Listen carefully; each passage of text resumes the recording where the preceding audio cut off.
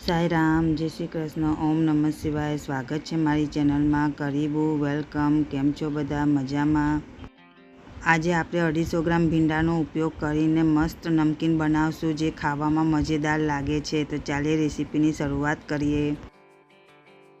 ભીંડામાં પાણી નાખીને આપણે ભીંડાને 2-3 પાણીથી સારી રીતના ધોઈ નાખશું, જેથી તેના પર જે પણ કંઈ કચરો કે કાંઈ બી હોય તો તે નીકળી જાય।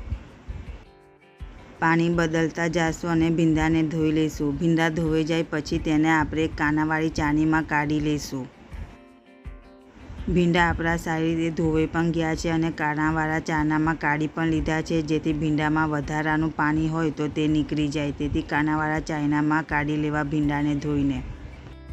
હવે એક મોટો વાટકો લઈ લઈશું અને ભીંડાનો આગળ અને પાછળનો ભાગ કાઢી નાખશું। અને જો મોટા ભીંડા હોય તો તેના ઊભા 6 ચીરા પાડશું પતલી સાઇઝના, અને નાના ભીંડા હોય તો તેના ઊભા 4 ચીરા પાડશું પતલી સાઇઝના। બધા ભીંડાને આપણે તેવી રીતના કાપી લઈશું। તમે મારી આ રેસીપી કયા ગામમાંથી કે કયા દેશમાંથી જુઓ છો તે અમને કોમેન્ટ બોક્સમાં જરૂરથી બતાવજો। બધા ભીંડા લાંબા અને પતલી સાઇઝમાં કપાઈ ગયા છે।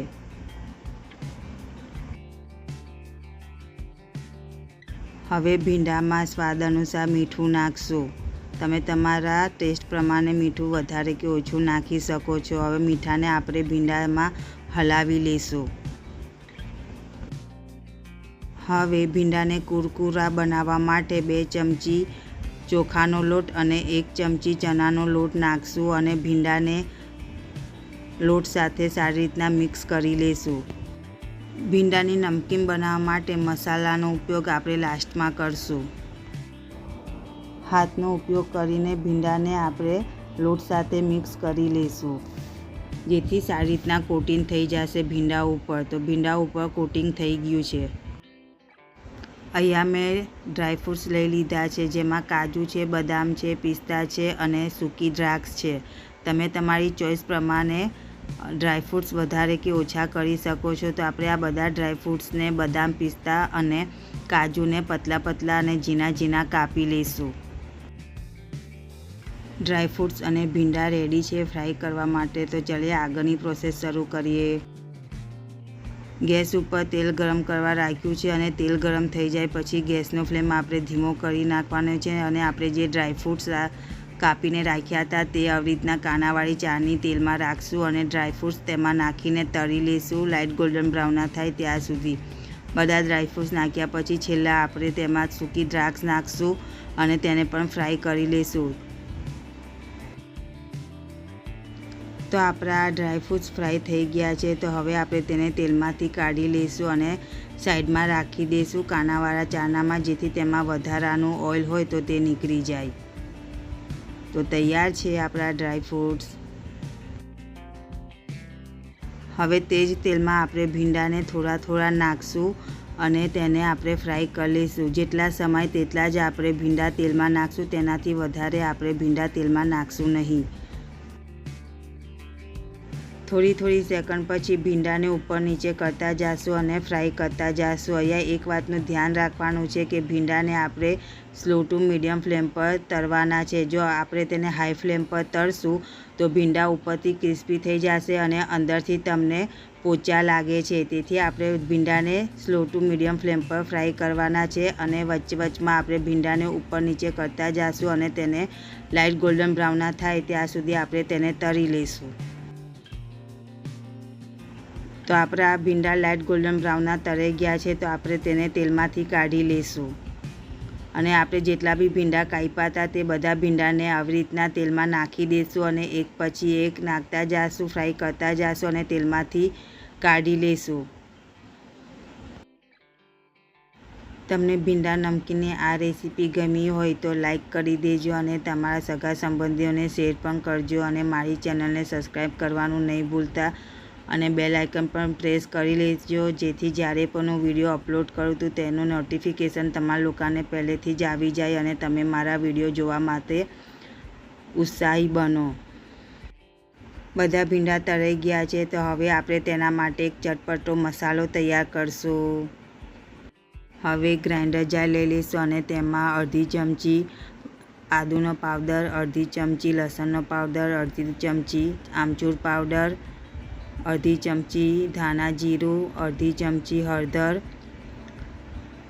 અડધી ચમચી જીરું, અડધી ચમચી વલિયારી, સ્વાદ અનુસાર બ્લેક સોલ્ટ, 1 ચમચી મરચાંનો પાવડર, અડધી ચમચી મરીનો પાવડર, 1 ચમચી ગરમ મસાલો અને 1 ચમચી ખાંડ. હવે ઢાંકણું ઢાંકીને આ બધા મસાલાને ગ્રાઇન્ડ કરી લઈશું. તો આપણો આ મસાલો ગ્રાઇન્ડ થઈને તૈયાર છે. તો હવે આપણે તેમાં 1 ચમચી પાણીપુરીનો મસાલો નાખશું અને ફરીથી આપણે મસાલાને ગ્રાઇન્ડ કરી નાખશું.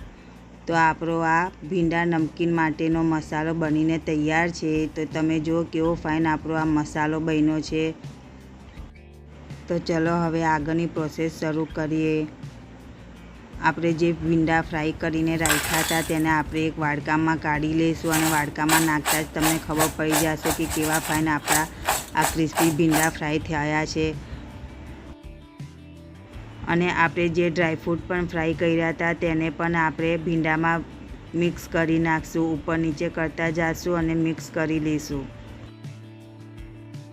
અહીંયા મેં ભીંડાના નમકીન ઉપર છાંટવા માટે જે મસાલો તૈયાર કર્યો છે તે આપણે થોડો થોડો નાખતા જઈશું અને આપણે મિક્સ કરતા જઈશું. ટોટલ મેં 3 ચમચીનો મસાલાનો ઉપયોગ કર્યો છે.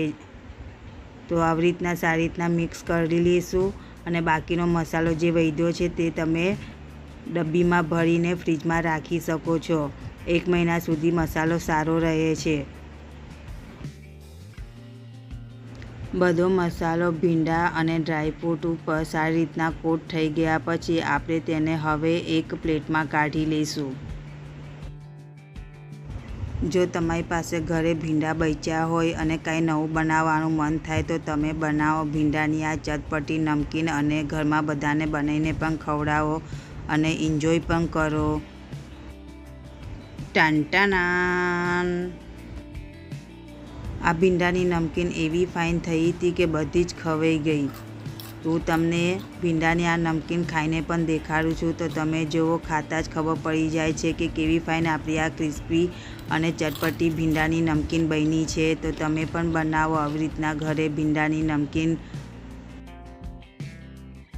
હું તમારો દિલથી આભાર પ્રગટ કરું છું કે તમે મારી આ રેસીપી આખી જુઓ છો અને બીજા બધાને શેર પણ કરો છો. તો ધન્યવાદ તમારા બધાનો. Bye bye. તો હું જાઉં છું. ફરીથી મળશું એક નવી રેસીપી સાથે અને એક નવા અનુભવ સાથે. વાહેરી. એન્જોય.